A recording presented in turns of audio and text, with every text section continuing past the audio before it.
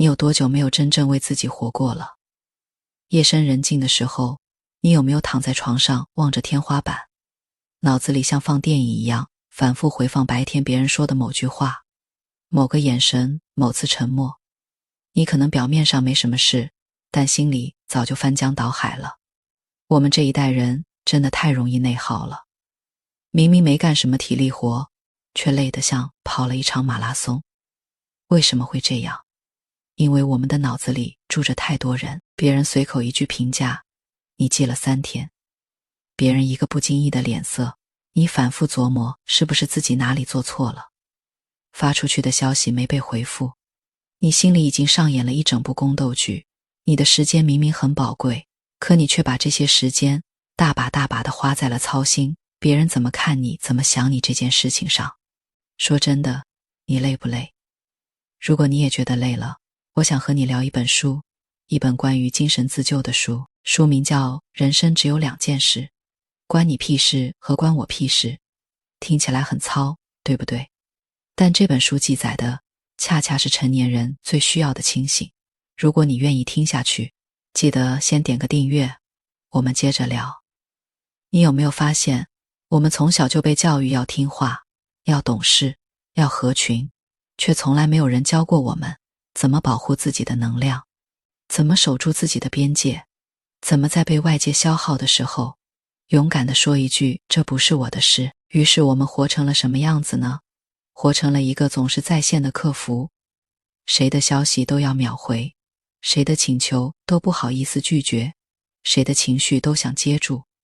我们活成了一块砖，哪里需要往哪搬。我们活成了一把伞，给所有人遮风挡雨，却忘了自己也会淋湿。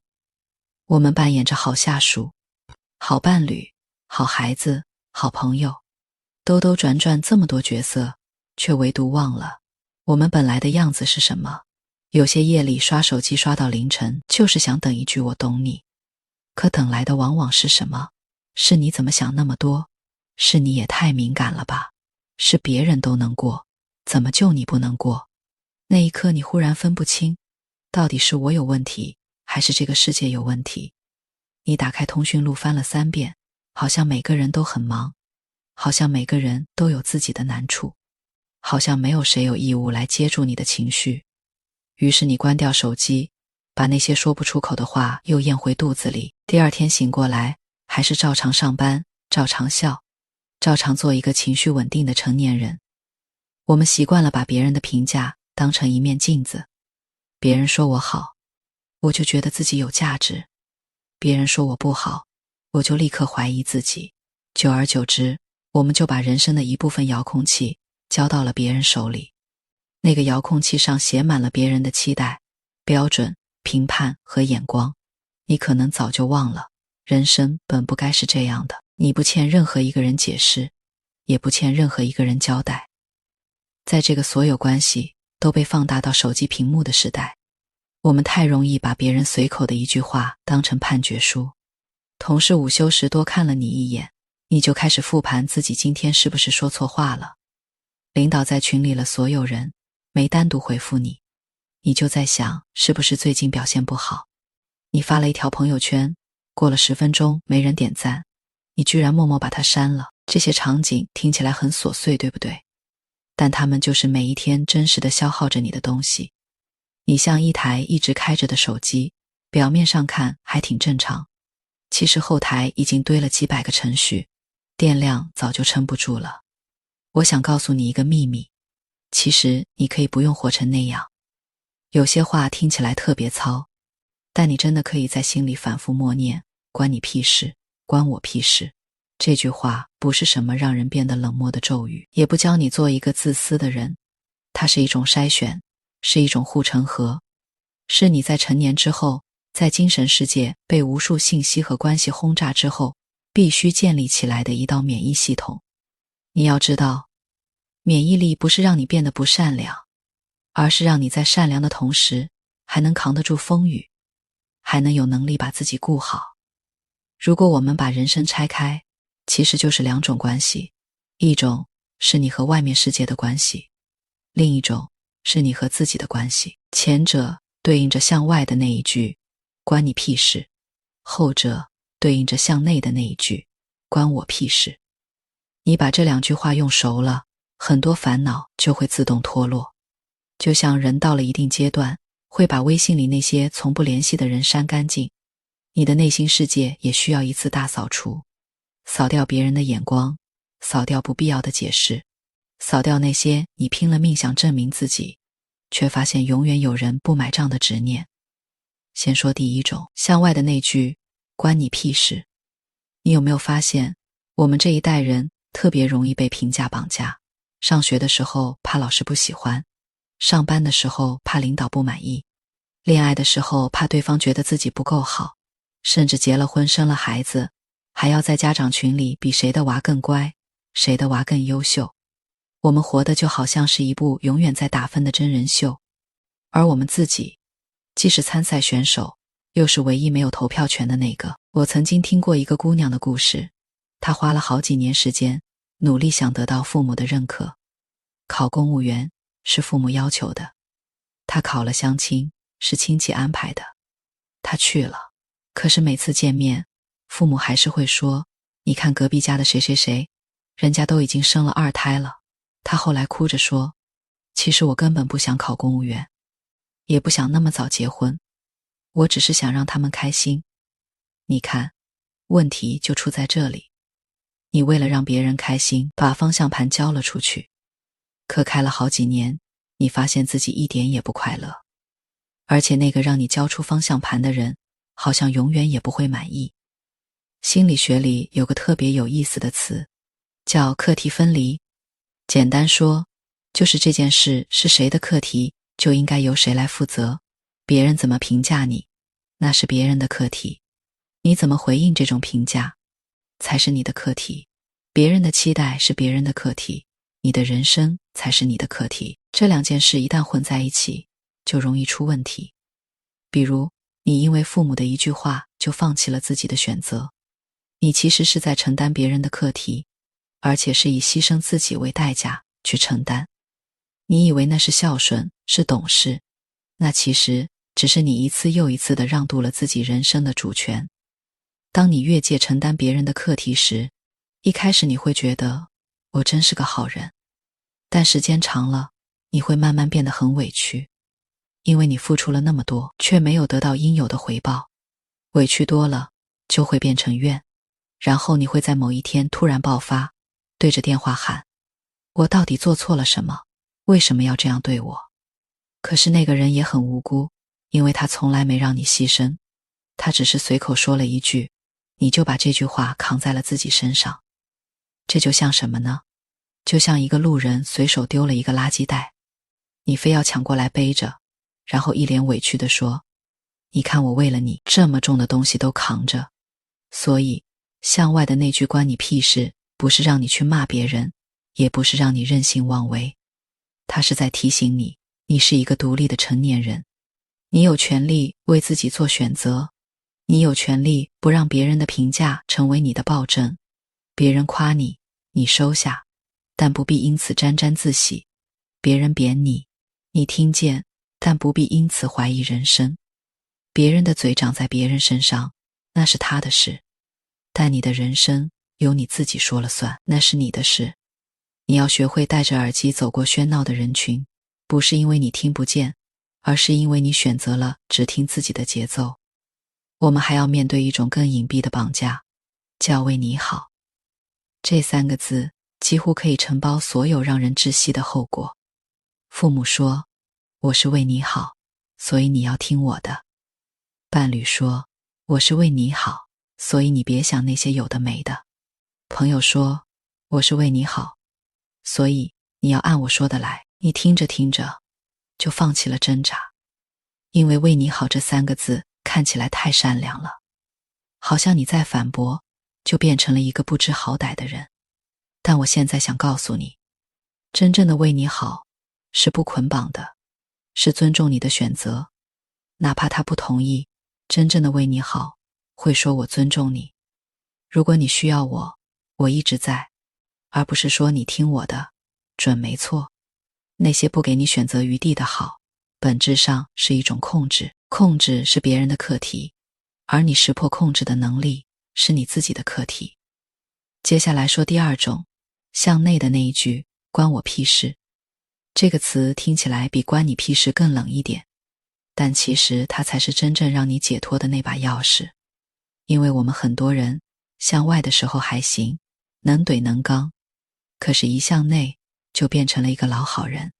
别人找你倾诉，你恨不得替他哭；朋友的人生一团乱麻，你比他更焦虑；家人遇到一点困难，你脑子里已经开始张罗10万个方案。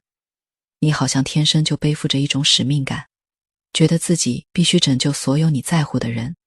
可是你想过没有，你拼命想拯救别人的时候，你自己是好的吗？你的精力是有限的，你的时间是不够用的，你自己也有很多想完成的事。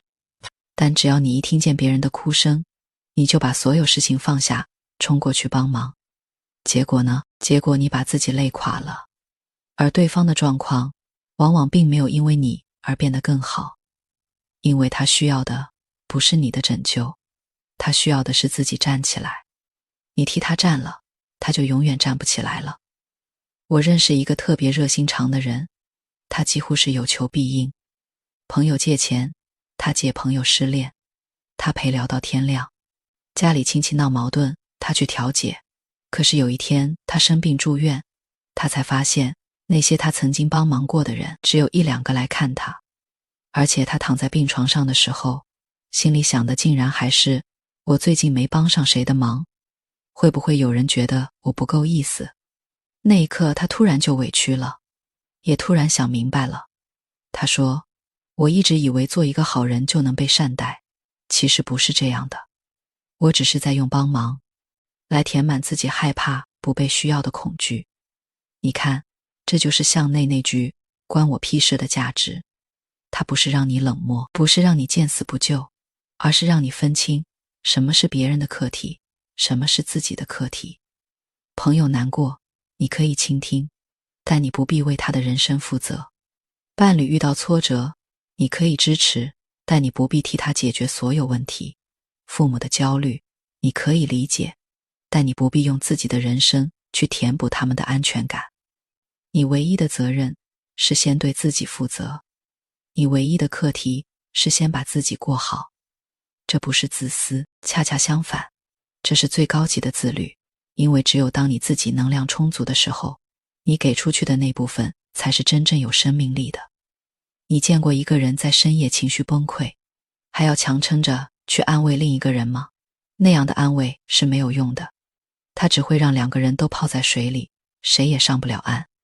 所以，我们把那句关我屁事用在自己身上，其实是在说，我不为你的命运过度买单，我也不为你的情绪过度负责，我尊重你作为一个人独立存在的权利。你不是我的延伸，我也不是你的救世主。我们还要处理一种很隐蔽的内耗，叫过度共情。短视频里每天都有无数悲惨的故事，你看一条，哭一条。朋友圈里有人发了一句不开心的状态，你比他还难过。你看新闻，看社会热点，看那些远在天边的苦难，觉得自己如果不出点力，不发个声，不为他失眠1个晚上，就对不起自己的良知。但你想过没有，你每天接收这么多信息，你的精力其实是被切割成无数碎片撒出去的。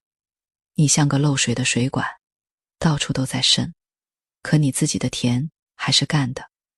真正有力量的人，不是对万事万物都感同身受，而是懂得聚焦。他知道自己能改变什么，不能改变什么。他愿意把有限的情感留给身边具体的人，留给那些真正需要他的场景。至于那些遥远的、宏大的，你无能为力的事情，你可以关心，但你不必为此把自己搭进去。因为你的关心如果是以消耗你自己为代价的，那么这种关心是不可持续的，是迟早会崩塌的。所以，我们先把那段最锋利的、最治愈的话放在这里。人生哪有什么大事？说到底，就是你把自己那点小小的日子过明白了，管好自己的念头，守好自己的能量，拒绝无关的评判，放下过度的拯救，其余的关你屁事，关我屁事。这句话可能听起来有点糙，但它恰恰是成年人最需要学会的清醒。我们接下来顺势聊聊第3个维度，破除执念。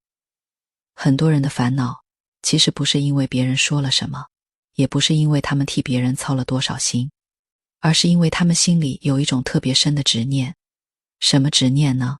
我努力了，就应该有结果；我付出了，就应该被珍惜；我对别人好，别人就应该同样对我好；我按部就班的过，人生就不该给我那么多意外。你说，人有这种期待，有错吗？没有错。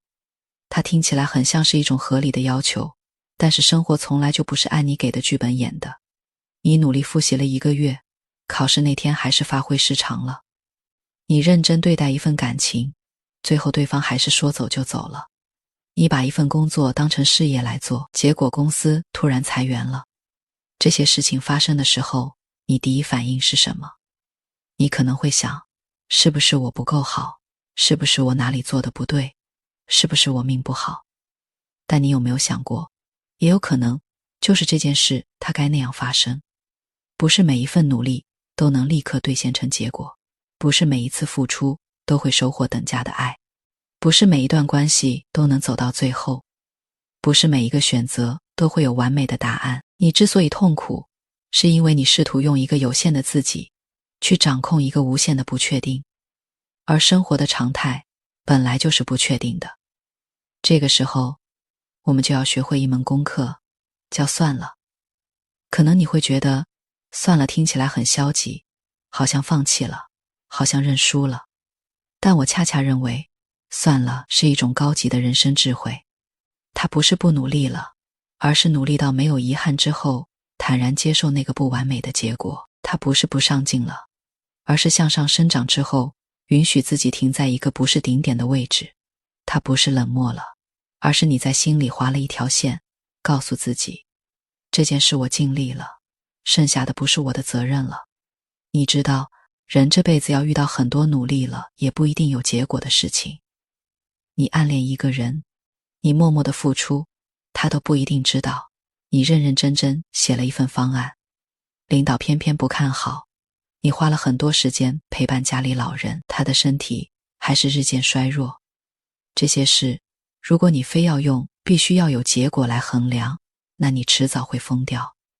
因为这世界上的很多事情，它的意义从来就不在结果上，而在过程里，你体验过了，你认真过了，你在那个过程里成为了一个更好的自己。这件事本身就已经是一种收获了。所以，破除执念的另一个方法，就是学会断舍离。不是让你扔东西，而是让你丢掉那些沉重的想法，丢掉我必须让所有人满意的想法，丢掉只要我再努力一点，他就会回来的想法，丢掉如果当初我怎么样，现在就会不一样的想法。这些想法看起来在帮你，其实都在消耗你。它们像旧衣服，堆在衣柜里好几年了，你再也不会穿了。可你总觉得，万一哪天用得上呢？可是，你不会再穿了。你唯一能做的，就是把它拿出来，叠好。谢谢你曾经陪我走过一段路，然后放下。我们要向孩子学习一种能力，叫翻篇的能力。小孩子哭完一场，很快就能跑去玩了，他们不会被那个悲伤的情绪困住太久。但成年人不一样，我们会反复咀嚼，反复复盘，反复追问，那个人凭什么那么对我？那件事为什么不按我想的方向走？你可知道，每一次咀嚼都是一次旧的伤害在我们身上再次导演。就像你本来已经不流血了，但你还非要一遍一遍地把伤口撕开来看。所以成年人的通透不是没有伤口，而是学会让伤口自己愈合，不再去频繁地触碰它。我特别喜欢你记住这句话，算了，不是放过别人，是放过自己。我们把刚才聊的全部连起来看，其实人生就是一场关于注意力的战争。你的注意力放在哪里，你的人生就会在哪里开花结果。你如果把注意力放在别人对你的评价上，你的人生就会变得患得患失。你如果把注意力放在拯救别人上，你的人生就会变得疲于奔命。你如果把注意力放在纠结那些已经无法改变的事情上，你的人生就会变得暮气沉沉。可是，如果你把注意力收回来，放在自己的感受上，放在自己的成长上，放在那些能让你眼睛发光的事情上，你的世界就会慢慢的变得开阔起来。很多人问，那我应该怎么做呢？我又不是一下子就能改变。我习惯了讨好，习惯了焦虑，习惯了把别人的事情背在身上。没关系，改变从来不是一蹴而就的，它是一次一次微小的练习。你今天看到一条让你不舒服的评论，你试着不回怼，也不自我怀疑，你就是感受一下自己，然后关掉页面。这就是一次练习。你明天的同事又在办公室阴阳怪气，你试着不走心，你告诉自己，那是他的课题，不是我的。这就是一次练习。你后天面对一个让你很为难的请求，你能鼓起勇气说一句，我最近有点忙，不好意思。这就是一次练习。一次一次的练习下来，你会发现，拒绝别人的时候，天没有塌下来；不解释的时候，你也没有被误解吞噬；你允许别人失望的时候，地球照样在转。而这些你以为的不好的后果，其实一次都没有真正发生，它们只是你想象出来的恐怖片。你关掉那部恐怖片，你会发现窗外阳光正好，你泡的那杯茶还冒热气，你自己其实挺好的。还有一点，我想花一点时间聊一聊，就是我们和父母的关系。很多人读到课题分离，觉得好像是要和父母切割。不是的，课题分离不是让你不孝顺，而是让你学会用一种更健康的方式去爱他们。父母有他们的焦虑，有他们那个年代的局限，有他们曾经没有得到的爱，所以他们可能会通过控制你、担心你、安排你，来缓解自己的不安。这是他们的课题。而你的课题是什么？是你如何在爱他们的同时，依然能够做自己。你可以理解他们的担心，可以倾听他们的建议，但你不必事事按照他们的意思来活。你可以温和地告诉他们，妈妈，我听到了，我知道你是为我好，但请允许我按照自己的方式走一段路。你这样说，不是为了对抗，而是为了划定边界。边界不是隔阂，边界是两个人挨得太紧的时候，为了让彼此都还能呼吸而留出来的那一点空隙。没有这个空隙，不管是亲情还是爱情，最后都会变成窒息。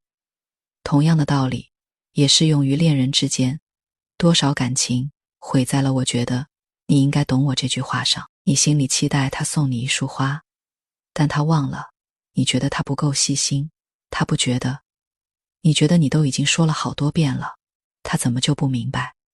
可是亲爱的，表达你的需求是你的课题，他能不能满足，那是他的课题。你不表达，却期待被满足，这叫占卜，不叫沟通。成年人之间最高效的沟通，是直接说，我想要，我不想要，我喜欢，我讨厌。你把这些话说清楚，你会发现，感情里70%的内耗，其实都可以消失。我们这一生，会遇见很多很多人，有些人来，是为了教会你爱，有些人来，是为了教会你离开，有些人来，只是路过，连名字都来不及留下。你不可能让每一个人都满意，你也不可能把每一段关系都维护得很好。总有一些人会走散，总有一些误会解释不清，总有一些付出得不到回应，这很正常。这恰恰是人生的一部分，就像你会放下那些已经不穿的衣服，你也要允许自己放下一些已经走远的关系。你可能会问，那我岂不是变成一个很冷漠的人？我还是希望自己是有温度的，我还是希望自己可以在别人需要的时候伸出手。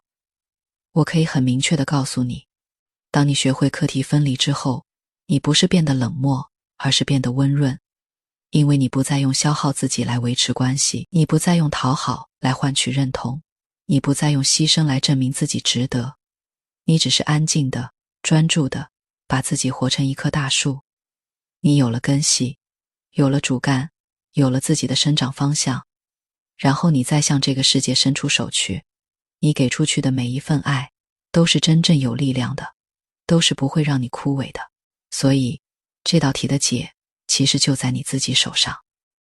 人生只有两种事，一种叫关你屁事，一种叫关我屁事。前者是对外的盾牌，帮你挡掉那些不属于你的评判、杂音和期待；后者是对内的钥匙，帮你解开那些不属于你的包袱、责任和愧疚。而这两句话合在一起，就是我们走完这一生最重要的原则：守住自己的边界，收回自己的能量，把它全部花在你自己真正热爱的事情上。我们来做一个复盘。你最近一次为某件已经发生很久的事后悔，是什么时候？你最近一次因为别人随口的一句话而失眠，是什么时候？你最近一次违背自己的心意答应别人，又是什么时候？你可以不用告诉我答案，你只需要在心里默想一下。如果你脑海里浮现出了一个又一个画面，那就说明你已经背着太多不属于你的重量了，是时候把它们卸下来了。从今天开始，试着做一个没心没肺的人吧。这里说的没心没肺，不是冷漠无情，而是不让外界的风雨随便吹进你的心里。别人夸你，你笑着收下，转头就忘；别人骂你，你听着，不往心里去。别人的事，你尽力就好，不过度负责；你自己的事，你认真去做，不执念结果。这一句句加起来，其实就是一个人走向通透的全部秘密。你知道吗？人这辈子最奢侈的一件事，不是拥有多少财富，不是认识多少人脉，也不是站上多高的位置，而是你在吵吵嚷嚷的世界里，还能保有一份属于自己的平静。那份平静不来自外界，只来自你的内心。当你能平静地说出关你屁事的时候，你就拥有了向外屏蔽的勇气。当你能平静地说出关我屁事的时候，你就拥有了向内放手的智慧。而这两者兼备的时候，你就是自由的。愿你在以后的日子里，把那双总是望向别人的眼睛收回，多多看看自己。愿你不再为了满足别人的期待而委屈自己。愿你能温柔地拒绝，坦然地放手，笃定地往前走。愿你在这个兵荒马乱的世界里，活成一个既柔软又锋利的人。柔软是因为你心里有爱，锋利是因为你不再允许别人随便伤害你。你很好，你值得，你有权利过自己的人生。那些无关的风声，就让他们留在门外。你只管守住你心里的那盏灯，过好你眼前的那一餐一饭，一花一草，把人生的能量都还给自己的热爱吧。因为你的余生真的只欠你自己一个好心情。好了，今天的夜读就到这里。如果你也曾经被别人的眼光压得喘不过气，如果你也曾经因为过度操心而疲惫不堪，记得在评论区给我留个言，分享你决定放下的那一刻。我们要在这座城市里互相搀扶着，一起学会更好地爱自己。晚安，亲爱的你，愿你夜无梦，醒来是晴朗的一天。我们下个夜晚不见不散。哦，对了，如果你觉得今晚的这段话正好说到了你心里，记得点个订阅，也欢迎分享给那个同样需要被治愈的朋友。愿我们都能在清醒与温柔中过好自己这屁大点事的人生。